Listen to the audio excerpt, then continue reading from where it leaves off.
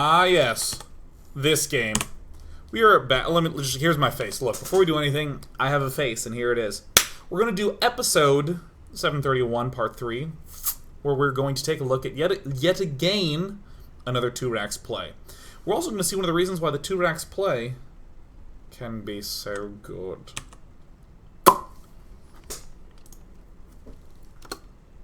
Death Knight. Oh, Death Knight's asking about that move on King Sejong Station when I say, notice how he suddenly moves down first before pushing right. Is that really a thing? Or just innovation misclicking? Nope. Very common in a lot of strategies. Doing some form of angling that would make your opponent think nothing of it.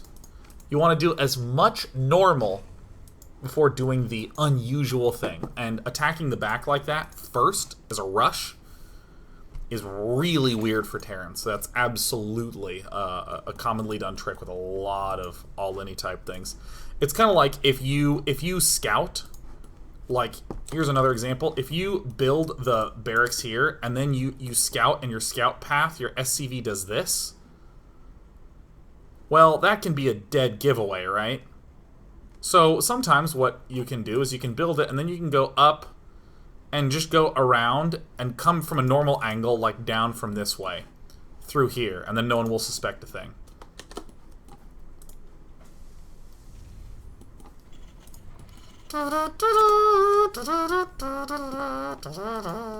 soO likes to all in, well, Innovation likes to all in. Like I said, really cool build orders that we're getting the chance to see. Rather than just, oh, I played Standard. I thanks all my fans for watching me do the standard thing that everyone else does. It means a lot. So, okay, we see Innovation getting ready to do his thing. And remember, this scout path, this Overlord knows that there's an all-in coming. It knows. It knows that something was built in the middle here. It knows. The Overlord knows, which means soO knows. And look at this. How telling is this? Watch this. Watch this. Watch Mr. Overlord. There's his butt. Okay. Watch him. See, notice how it is moving up before this gets thrown down. This is moving up because the probability of this being a marine-based bunker attack in the middle is pretty high. Not 100%, it could be Reaper play. But it was already heading up. That's how sure Mr. Overlord was that there was some sort of all in. And it's time for the drone train. Drone o'clock.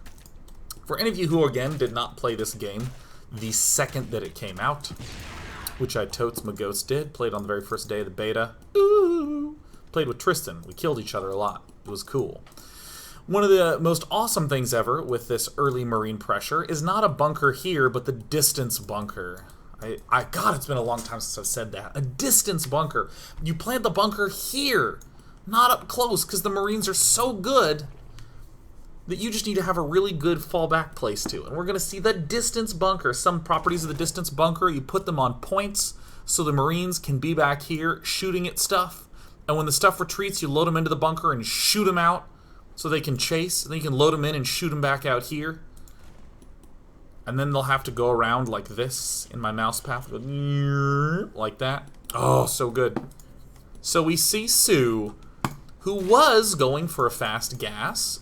You think that Zergling speed is always going to be the key here, but you just don't quite have the money. You just don't quite have the money, honey. So it's pretty typical to see a Zerg player lift his dudes from gas and try to hold with just drone linkage. And it looks like Mr. soO made a boo-boo and didn't prepare too much for this. Getting headbutted by the giant camel unit. Not a camel, a giraffe. Whatever. Whatever, it's just an animal that isn't real, that's just taught in elementals. Getting a marine. And per usual, the unloads micro. Now, what one might typically think is that Zerg has thusly dunsed it. I would honestly not build too many more lings. I would just quickly build another spine crawler. Because those puppies are good, man. Look at the distance bunker. Distance bunker is the friend. And innovation just does the intelligent, logical thing. We are not up against super fast gas. Why? Because we see this hatch and we saw all these drones get pulled off. We're not scared of big Ling or Baneling all-ins. That's probably the most important thing to recognize at this point, is if your opponent has pulled back and is now doing something gassy. Unlikely for him to have begun too much gassy stuff. So the common transition out of this is to double command center right away.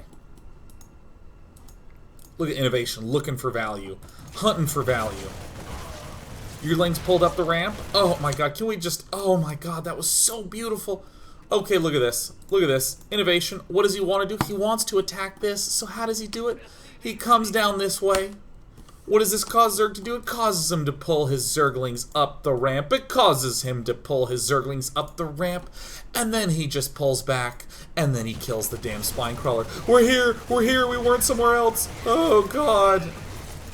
Much harder to be surrounded when you're far away. Oh, Mr. Queen. Oh, God, I can't believe I just said something dumb like Mr. Queen. I guess that makes sense. I have been watching Arrow lately. Do-do-do-do. And another command center. So let's see innovation play this off smartly.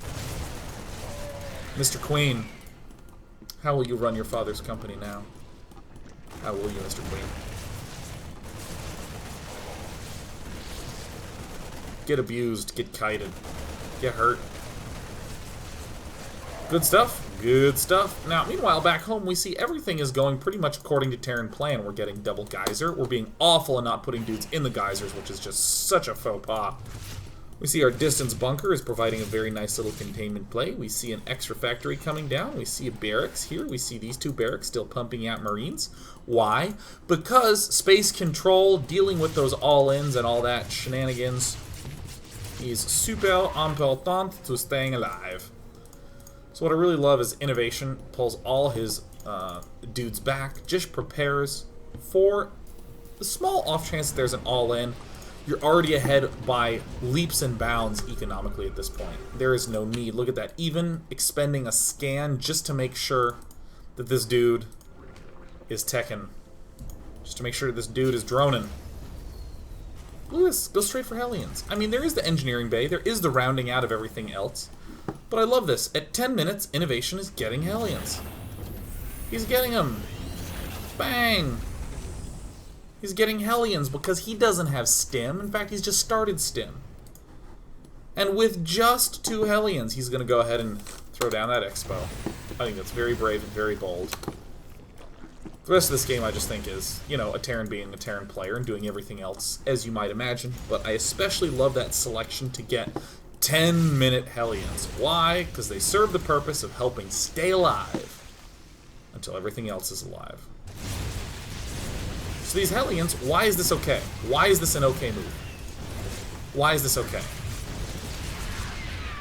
Didn't kill off a lot, just killed 3 drones. Why is that okay?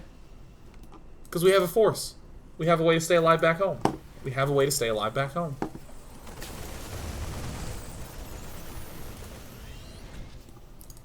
Very scary to try to do this if there's no good way to stay alive back home.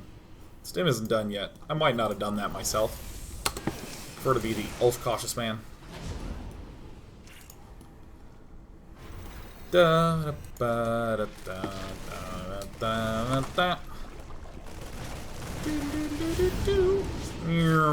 Harassing, retreating, do-wop, do-do-do. There's not a lot more to say here. We see a Terran player who's getting upgrades, Marines, Marauders, Mines with medevac support. Why are these drops happening? Because our enemy probably doesn't have a Spire yet. We're slaying him. Marine, Marauder, Mine, medevac. Get medevacked. Get loaded. Get retreated. Get targeted. Get GG'd. Okay, cool. Last game coming up on Up, and it is, I think, just a poetic game to end what is a very interesting series. I think is 15 minutes long. Yeah, longest game was that first one on Cantonella. Alright, look, the map is called Cantonella now, okay? On Catalina. The longest map has been on Catalina, weirdly, which is the one where innovation basically died to an all-in and almost made something work, but not really.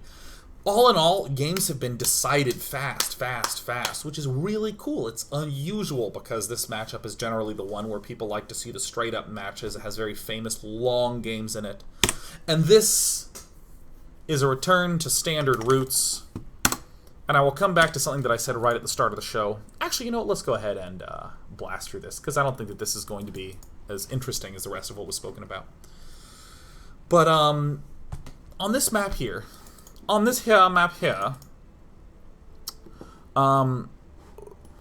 going to see standard play, but let's not forget what we see going on the map.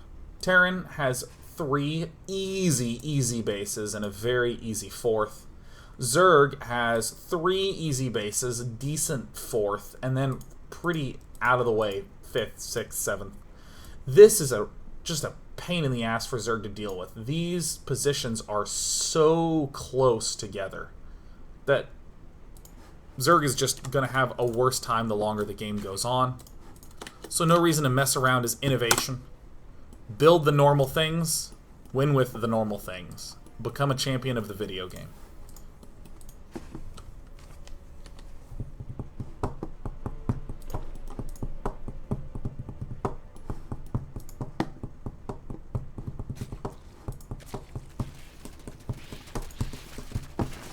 I got this song stuck in my head. It's Will Calls, the Diplo remix. Say what you want me to believe. Okay, cool. So we see Hellions being built. We see Banshee being built. Why? They allow you to stay alive. You can deal a little bit of damage with the Banshees, and you can pull back to stay alive. Have you expanded? No? No? Are you serious? Are you for real? Have you really not expanded? Did you see this? Because this is the most important thing in the game. The most important thing in any game is whether or not your opponent has a third base. Does he have a third? Is he doing some third? Zergs like to take thirds. I don't see one. So I'm real happy about this Banshee choice. We're expecting some sort of wait, there's no third. Dude, we gotta check for the third again. We gotta check for it. We gotta check it. Why's Cloak canceled? Think about it. Why's Cloak canceled? I didn't see a third. Why's Cloak canceled? Because there's not that much surface area to hit. If he has detection here, and some detection here, done. He's in good shape. He's in fantastic, easy win mode shape. Cloak isn't going to do very much. Cloak is excellent if he did take a fast third. It's soup's good if he has a fast third. He doesn't have a fast third. Innovation. Doing a little checking. Doing a little poking, a little stabbing. What do we see? Ooh, a third command center. And ooh, guess what? Barracks. Yep. How absolutely freaking not fascinating at all. Banshee going where? To the middle of the map. To hold off those all-ins if they're coming. Banshees help us stay alive. And in the meantime, engineering bays. I mean, this is so by the book, so standard. Pokes in. How much did it kill? Nothing. No problem. Great defensive unit. Banshee's one of the best defensive units against Zerg. Until you suicide it. No, so far so good. Scans it, sees a wiggly roach warren. Oop, we're going to be up against speedy things. Nothing else changes in the build. Just pretty much playing as normal. Upgrade complete. Here's something that I found really interesting in this game. Even though things are going pretty much as expected from the innovation side of things, this bunker doesn't get salvaged. Typically, this bunker gets salvaged. It doesn't. You know why this armory's going down? For upgrades. Don't overthink it. One thing that I love about innovation is his just calm efficiency. He's not trying to do anything big. He's just being efficient and taking very few losses. I mean, he's going to try to challenge this location in the middle. When Armory's done, he's going to go ahead and morph these into Hellbats to join and be part of the rest of the army. But I mean, just getting upgrades, doing Terran things. This is honestly one of the strategically least interesting games to me, because so many people do it. This is just the ultra norm. This almost exact build, with little variations. Maybe you get the Banshee, maybe you don't. It's the same thing. It's the same old sack of potatoes, but the really important thing to note is that these distances are just microscopic. Figuratively. These are literally microscopic distances. I am doing this on a very small monitor.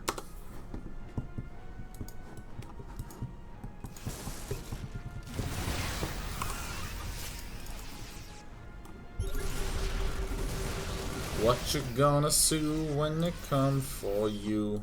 Yeah, I mean, this is great. This is just super solid. Not taking any risks. What is innovation waiting for? If you said 2-2, then you watch the start of the show and you're great, and I thank you for sitting through 90 minutes of this. This is just, what a pleasure it is to have you.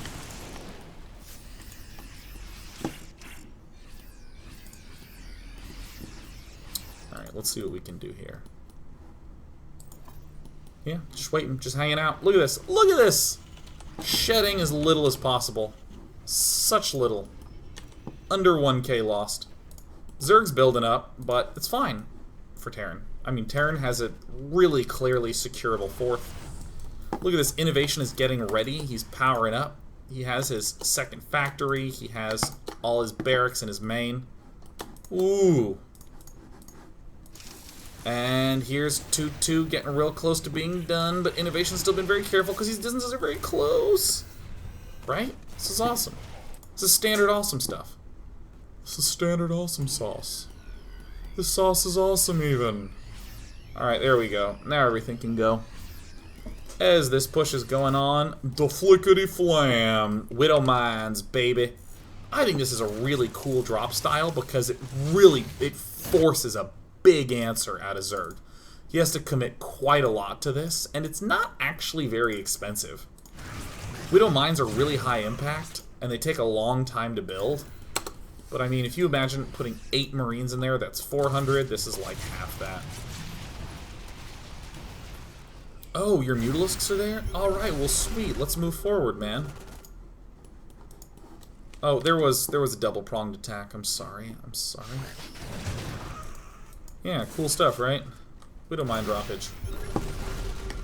Here, work is killed off. In the unit count, we have drones being built. Very dangerous to build drones when you're close to max and you have a huge army swinging in.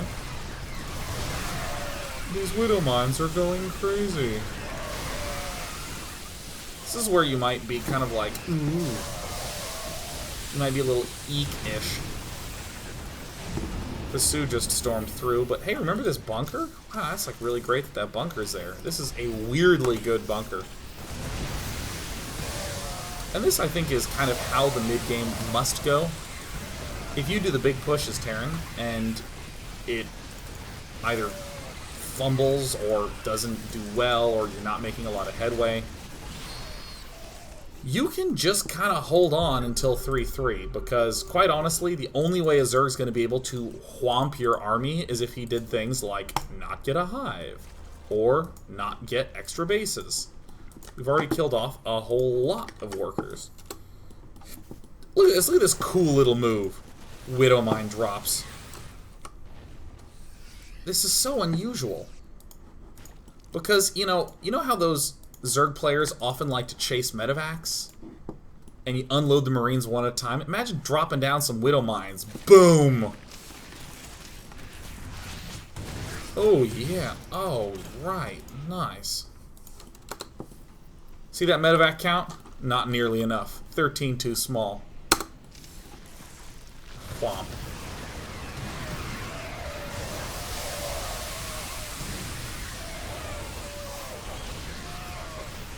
Marines, good unit. Marines have good buttons. Guys, bunker. This is an MVP bunker right here, man. Let's go to the innovation cam. Hey, what do you know? A little mine drop. This is cool. This is a cool little move. This is, I think, the only notable learning from this game, other than, of course, Innovation's a good dude. If you want to see how to do this style, you should totally watch not this video, because I do this in many another video. This is super cool. 36 killed off. 3-3 is done.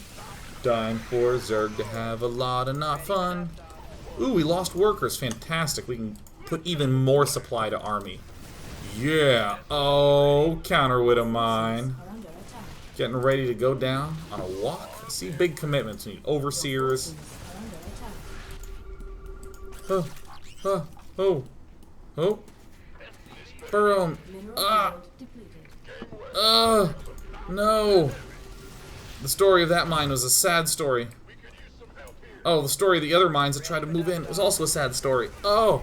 Remember how I said it was hard to take those bases? Well, it is. I would never lie to you. So, what might seem like more or less not good moves from Innovation. I mean, they haven't been bad moves, but they've been unsuccessful moves. It's fine, dude. Just take the fourth. You have 3-3 now. What's a Zerg gonna do even? Boom, shoot.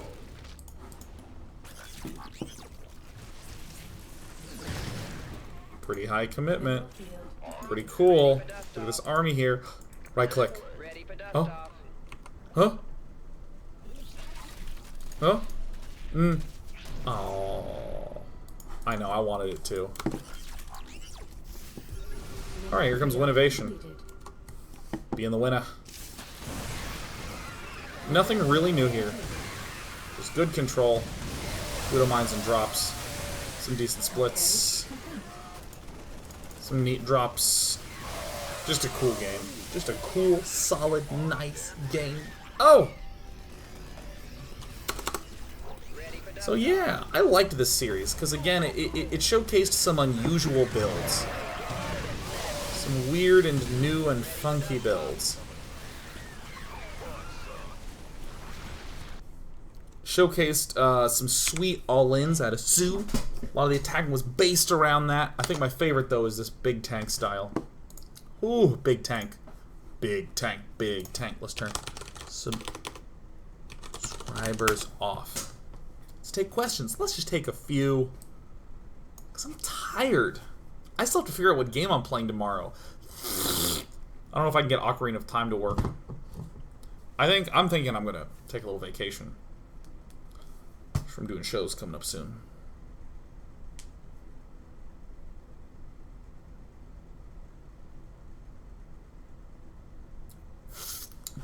Leffa Wen says, Day 9, our recurring theme for this daily was doing damage while staying safe. Is there any time that doing damage is more important than staying safe? When you're behind? I mean, I think that this is a sort of fundamental component to RTS games where, at least to StarCraft, I'm not going to speak for all of RTS games, that you, when you make an attack, you fundamentally take a risk. So there is always a chance that when you make an attack, badness happens, right? You go down. You lose the units that were involved in the attack. So, but attacking is fun. Feels exciting when you go in there and you deal damage. But for someone trying to play StarCraft 2, I will advise that it is never incorrect to pull back. It is never incorrect to be cautious with your Hellions. That is just never incorrect, because if you're macroing well, if you're building workers and you're not missing depots, your army's gonna be better, period. Only when you're at these amazingly high levels does dealing damage frequently become really, really important. Because you're both being efficient with your armies.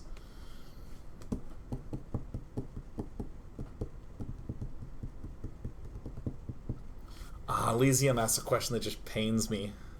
It's not that the question pains me, it's that the truth pains me. Elysium says, Day 9, is it necessary as a Terran to move buildings around in order to get a fast reactor for the factory or to switch to a tech lab later? I notice all of the high-level players doing this, and as a new silver player, I don't. My APM is quite low, and it seems to actually slow me down instead of giving me an advantage. Especially when I mess up the placement and have to relift. It's really that important. I would look for other things to cut. Cut moving units around the map. Build a Hellions and leave them at your base. Build Marines and leave them at your base. Just keep building the SCVs make sure the timing of this switch is on point. It's painful that I have to say that to you. I want to just be like, dude, don't do it. Screw that. But it's like it's the thing that you don't want to have to practice, but you gotta practice it.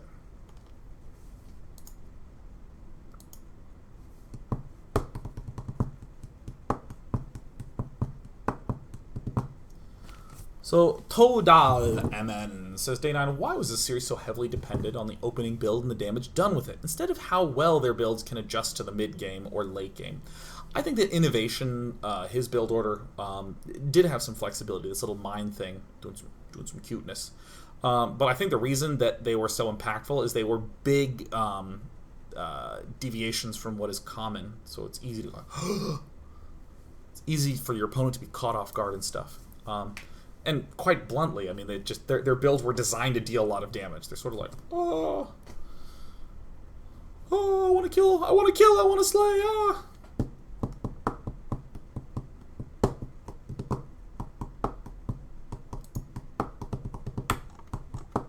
One more question.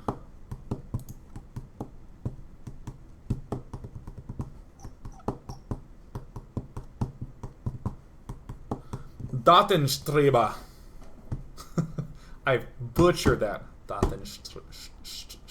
I don't know why my tongue isn't behaving today. Why is it that when Innovation didn't see the third on Deadwing and saw the Roach Warren start wiggling that he did not build siege tanks and opted for Widow Mines? Great question. A really important concept. Actually, let me go to the money moment. That was at about 7, 8. No, I think it was at 8. Had to have been at 8. That's the only thing that makes sense. Oh no, don't crash on me. Okay. Don't crash on me, Argentina. So the question is right here. Has to be at 8, right? It's like a little after 8.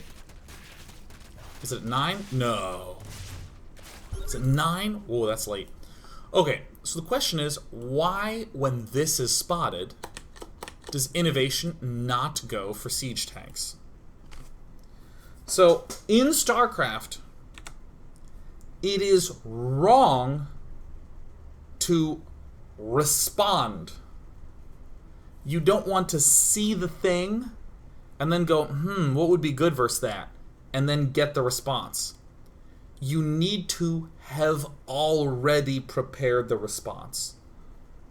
So it's totally cool to get siege tanks as an answer, but that needs to have already been integrated into your build. So when I look here and I look at this, are siege tanks something that would flow nicely out of this? Well, not really. I mean, he can lift this in a little bit, land it there, and then begin the lumbering process of building a 45-second siege tank. But what this build is a little bit better tuned to do is just to get Marauders and Mines, because those are just fine units.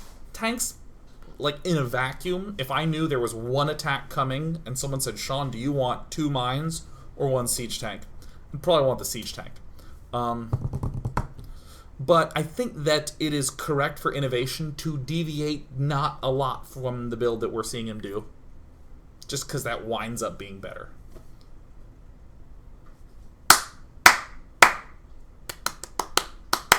I'm going to have a day off tomorrow. I have had such an insane week that I canceled one show and have no clue what I'm going to do tomorrow. So hopefully we figure out how to take a real day off. Until then, may you have a wonderful rest of the night, and I look forward to seeing you on Friday. Yeah.